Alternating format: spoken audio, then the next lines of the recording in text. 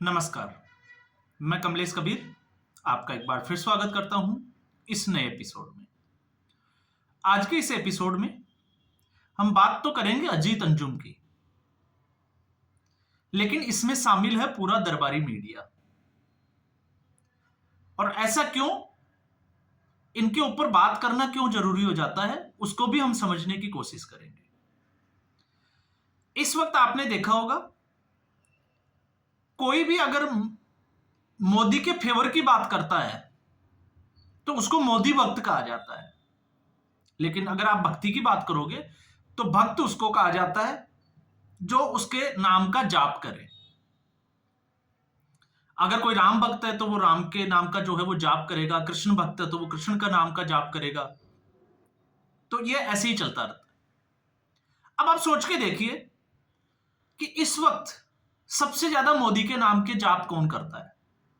तो ये वामपंथी मीडिया वाले दरबारी जो पत्रकार है, अजीत अंजुम, अभिसार शर्मा, आप इनका जब यूट्यूब चैनल देखोगे तो आपको अंदाजा लगेगा कि किस तरीके से सुबह से शाम तक सिर्फ और सिर्फ मोदी नाम के अलावा इनके पास कोई और मामला नहीं है, कोई न्यूज इनके साथ में नहीं है। और अगर कोई ऐसी कोई खबर जिसका उससे लिंक नहीं हो तो भी ये लोग जो है वो लिंक निकाल के लेके आते हैं, इनको ढूंढना पड़ता है। तो अब आप सोच के देखिए कि मोदी भक्त कौन हुआ। तो मोदी भक्त तो यही लोग हुए। और दूसरा, आज एक ट्रेंड चला हुआ है हिंदू और मुस्लिम करने का, और सबसे ज्यादा हिंदू मुसलमान कौन करता है हम उसको भी इस पूरे वीडियो में समझेंगे। और क्यों जरूरत हुई, ये इसकी जरूरत इसलिए पड़ी कि कल प्रधानमंत्री नरेंद्र मोदी छतरपुर में थे। और छतरपुर से ज्यादा अगर हम बात करें, बागेश्वर धाम जो है वो वहां पे पहुंचे हुए थे। अब ये पूरे मीडिया में जो है वो उसका खबर भी थी और नेशनल चैनल पे इसको लाइव भी किया गया था। अब इसके बाद में जो है वो दोनों तरफ के मीडिया जो है वो इसके ऊपर बात करते हुए और आकलन करते हुए नजर आ रहे हैं। लेकिन सबसे बड़ी बात ये थी कि जो बागेश्वर धाम के संचालक कहिए या कुछ भी कहिए, धीरेंद्र कुमार शास्त्री जो है, उन्होंने एक शिलान्यास करवाया है प्रधानमंत्री नरेंद्र मोदी के हाथों से कैंसर अस्पताल का। और कैंसर अस्पताल जो है वो उसका 4 चरणों में निर्माण होना है। तो पहले चरण में 100 बेड का एक अस्पताल होगा। तो अब आप सोच के देखिए कि ये अच्छी बात है या गलत बात है कि एक व्यक्ति जो है वो इस तरीके की स्टेप ले रहा है। लेकिन इसमें भी इन लोगों को हिंदू मुस्लिम वाली राजनीति नजर आती है। और राजनीति की वजह ये किस तरीके से खोदते हैं हम उसको भी समझेंगे। आपने देखा होगा, जैसे मैंने अभी एक थंबनेल लगाया है कि नफरती बाबा और साथ में नरेंद्र मोदी का छोटा भाई। अब आप एक चीज देखिए, अक्सर जब हम इसकी विरोधाभास की बात करते हैं तो ये विरोधाभास एक जगह से नहीं आता। आपको इनकी मानसिकता को पकड़ना पड़ेगा। और मानसिकता क्या है, धीरेंद्र शास्त्री वो हर सभा में आपने देखा होगा, जब भी उनका दरबार लगता है तो वो हमेशा ये कहते हैं हिंदू राष्ट्र। और मुझे एक चीज समझ में नहीं आती, जब 3 से 57 मुस्लिम राष्ट्र बन सकते हैं तो हिंदू राष्ट्र की बात करना इसमें बुराई क्या है। हम ही तो बात करते हैं ना फ्रीडम ऑफ स्पीच की, तो इसमें बुराई क्या है। और किनको बोलते हैं, जो उनके दरबार में जाते हैं। अजीत अंजुम को या फिर आप बात करें रवीश कुमार को, इनको तो धीरेंद्र शास्त्री आके बोलते नहीं है कि आप हिंदू राष्ट्र के लिए जो है वो गारा भरो या आप नारा लगाओ। तो ये इस तरीके की, अब इसमें कंट्रोवर्सी कहां आ जाती है आपको समझना पड़ेगा। जब कल्की धाम में शिलान्यास करना था तो आचार्य प्रमोद कृष्णम जो कांग्रेस पार्टी के नेता थे, वो जाते हैं प्रधानमंत्री से मिलने के लिए और उनको निमंत्रण देते हैं, इनविटेशन देते हैं कि शिलान्यास करें। और हुआ क्या, आचार्य प्रमोद कृष्णम को कांग्रेस पार्टी ने 6 साल के लिए निष्कासित कर दिया। तो अब धीरेंद्र शास्त्री के वहीं जहां शिलान्यास के लिए जाते हैं, तो अब कांग्रेस पार्टी तो कर नहीं सकती क्योंकि वो कांग्रेस ही तो है नहीं। तो ऐसी स्थिति में अब आप मानसिकता समझिए कि ये कांग्रेस की मानसिकता नहीं है तो कौन सी पार्टी की मानसिकता है। और फिर जब हम बात करते हैं हिंदू और मुस्लिम की, तो इसमें भी एक बड़ी इंटरेस्टिंग चीज, आप जब भी इनकी यूट्यूब या सोशल मीडिया अकाउंट को खंगालने की कोशिश करोगे तो आप देखोगे कि 50 से 60%, 50% टू 60% जो इनके वीडियो होंगे वो सिर्फ और सिर्फ हिंदू मुस्लिम के आधार पर होंगे। क्यों होंगे? क्योंकि इस वक्त प्रधानमंत्री हिंदू है, इस वक्त उत्तर प्रदेश का मुख्यमंत्री हिंदू है, और जब वो हिंदू के बात करें, हिंदुओं के मंदिर में जाएं और इस तरीके की बात करें तो इनके पेट में दर्द शुरू हो जाता है। लेकिन इसका दूसरा पहलू भी आप समझिए, इनके हिसाब से इनको लगता है कि भारतीय जनता पार्टी और नरेंद्र मोदी जो है वो मुसलमानों को दबाने की कोशिश करते हैं, तो फिर ये भूल जाते हैं सबका साथ, सबका विकास और सबका प्रयास। प्रधानमंत्री आवास योजना में कितने घर मुसलमानों को दिए गए, शौचालय के लिए कितना पैसा दिया गया, ये उज्ज्वला गैस में जो है वो कितने कनेक्शन जो है वो मुस्लिम परिवारों को दिए गए, इसमें जो है वो ये लोग भूल जाते हैं। अब एक व्यक्ति आप देखिए, हिंदू राष्ट्र की बात करे या हिंदुओं की बेहतरी की बात करता है, उनकी आवाज उठाता है, तो वो नफरत फैलाता है, तो फिर ओवैसी बंधु जो है, जो 15 मिनट वाला एक बयान देते हैं, वो क्या प्यार का पैगाम देते हैं? ये हमें समझने की जरूरत है, क्योंकि ये लोग तो जो है वो, वैसे भी मैं आपको हर बार बता चुका हूं कि अक्सर जब हम हिंदू मुस्लिम करते हैं तो हमें खतरा मुसलमानों से नहीं, जयचंदों से है, और ये वही जयचंद है। और जब मैं ऐसा कहता हूं तो मैं ऐसा इसलिए कह रहा हूं कि आप ओवैसी को भी छोड़ दीजिए, ओवैसी को भी ये लोग कटघरे में खड़ा करेंगे। क्यों खड़ा करेंगे? आप देखिएगा, जब भी ओवैसी अपने किसी कैंडिडेट के लिए चुनाव प्रचार करने पहुंचता है और वहां पर अगर ये लोग पहुंच जाते हैं तो फिर ये मुसलमानों को एक, जिसको कहते हैं कि प्रोवोक करते हैं कि इनका जो वोटर है वो एकजुट रहे। एकजुटता का मतलब, इस मैसेज का मतलब आपको समझना पड़ेगा। इसका मतलब है कि मुस्लिम वोट बंटना नहीं चाहिए। क्यों? क्योंकि मुस्लिम वोट के ठेकेदार सिर्फ और सिर्फ कांग्रेस पार्टी है। इनका मैसेज देने का ये स्टाइल होता है। और अगर मुस्लिम वोटर बट गया तो भारतीय जनता पार्टी को फायदा हो जाएगा, मतलब वो कांग्रेस पार्टी से इन ओवैसी जैसे लोगों की पार्टी के साथ नहीं जाने चाहिए। इनका ये मैसेज देने का अपना एक स्टाइल होता है।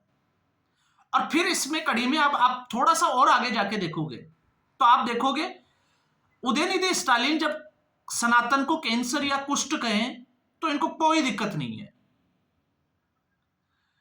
यही लोग जो है, अगर मल्लिकार्जुन खड़गे कोई ऐसी टिप्पणी करे तो इन लोगों को कोई दिक्कत नहीं है।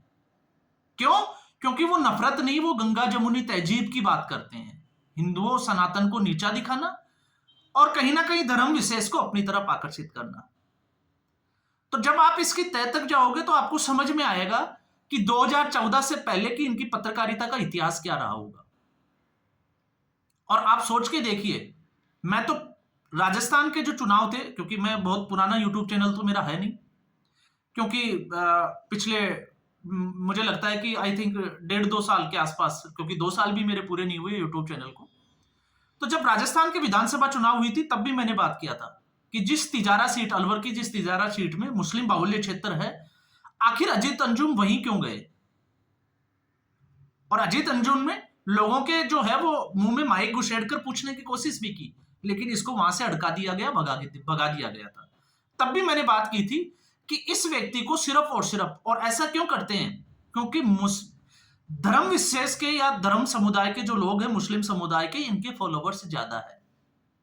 और फिर जब ये बात करते हैं, आपने देखा होगा एक वीडियो बनाया था अजीत अंजुम ने कि आओ आप हमें भी जो है वो गिरफ्तार कर लो, मीडिया को दबाया जाता है। मैं एक चीज समझ में नहीं आती कि जब ये लोग कहते हैं कि मीडिया को दबाया जा रहा है, आप सुबह से शाम तक 4 वीडियो बनाते हो, 5 वीडियो बनाते हो, और उनमें सिर्फ और सिर्फ मोदी को आप गाली देने का काम करते हो, आपकी जो मंडली है वो भी वही काम कर रही है, तो फिर आज तक इनको अरेस्ट क्यों नहीं किया गया? इनके यूट्यूब चैनल बंद क्यों नहीं करवाए गए? ये भी तो सोचना चाहिए। लेकिन सिर्फ और सिर्फ खुश करने के लिए। अब इनको लगता है कि अमित शाह, मोदी अब फंसे, अब दुविधा ज्यादा हो गई। अब दुविधा ये हो गई, 2024 का जो लोकसभा चुनाव था वो इनके लिए एक आशा की किरण लेके आया। इनको लगा कि इस बार तो नहीं, लेकिन विपक्ष का जो गठबंधन है वो 2029 के चुनाव में जरूर जीत जाएगा। और 2029 में अगर विपक्ष की सरकार आ गई तो फिर इनकी चांदी चांदी हो जाएगी। ये पहले की तरह जो है वो उसी तरीके से बहुत बड़े पत्रकार माने जाएंगे। लेकिन हरियाणा के विधानसभा चुनाव ने और महाराष्ट्र के विधानसभा चुनाव ने इनकी पोल पट्टी खोल के रख दी, और फिर उसमें तड़का लगाया दिल्ली के विधानसभा चुनाव परिणाम में। और मैं ऐसा क्यों कह रहा हूं?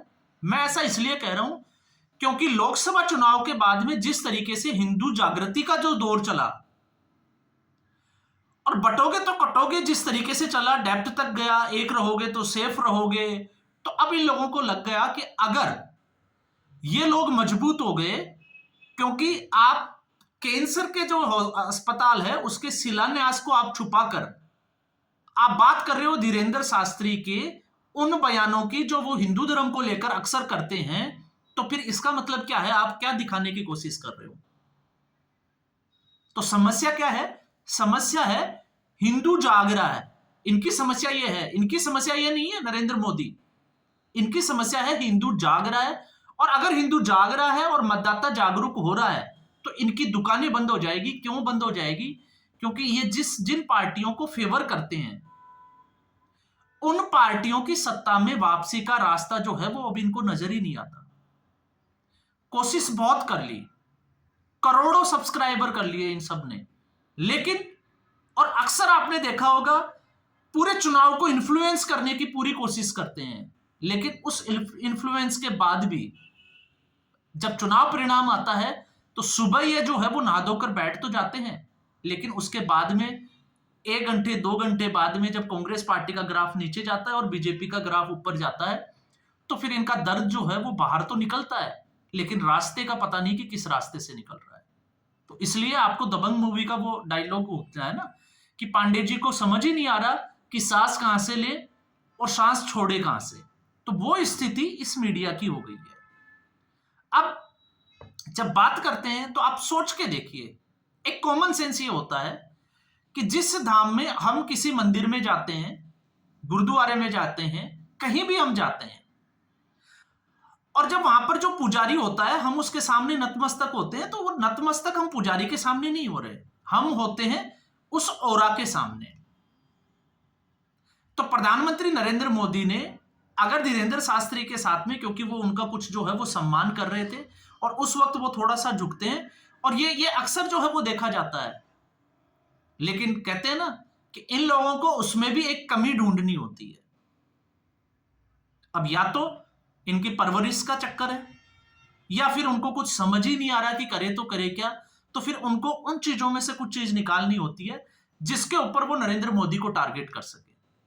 तो उसमें से इनको वो चीज लगी, इनको कैंसर के जो हॉस्पिटल था उसके शिलान्यास से कोई मतलब नहीं है। राम मंदिर में भी इसी तरीके की जो है वो टिप्पणी की थी कि रोजगार होगा या नहीं होगा। अब महाकुंभ, तो इनका दर्द जो है वो कम होने का नाम ही नहीं ले रहा, और भारतीय जनता पार्टी रुकने का नाम नहीं ले रही।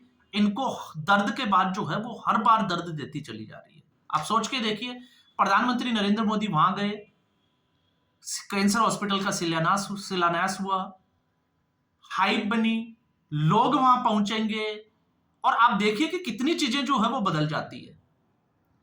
तो और वैसे भी प्रधानमंत्री नरेंद्र मोदी जिस तरीके से वो उनकी कार्यशैली को आप स्टडी करते हो, तो आप उस स्टडी में एक चीज आपको जरूर कॉमन मिलेगी कि वो शॉर्ट टर्म के लिए कोई काम नहीं करते। वो उनका एक विजन होता है, और जब भी वो कहीं भी जाते हैं तो उसकी पूरी स्टडी करके जाते हैं, और फिर उसके बाद में वो डिसीजन लेते हैं कि वहां जाना चाहिए या नहीं जाना चाहिए।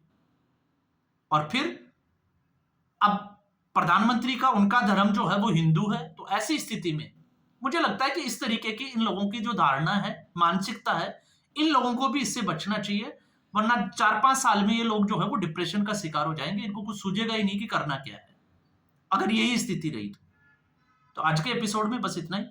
उम्मीद करूंगा ये एपिसोड आपको पसंद आया होगा। वीडियो को लाइक करें, शेयर करें, चैनल जरूर सब्सक्राइब करें। धन्यवाद।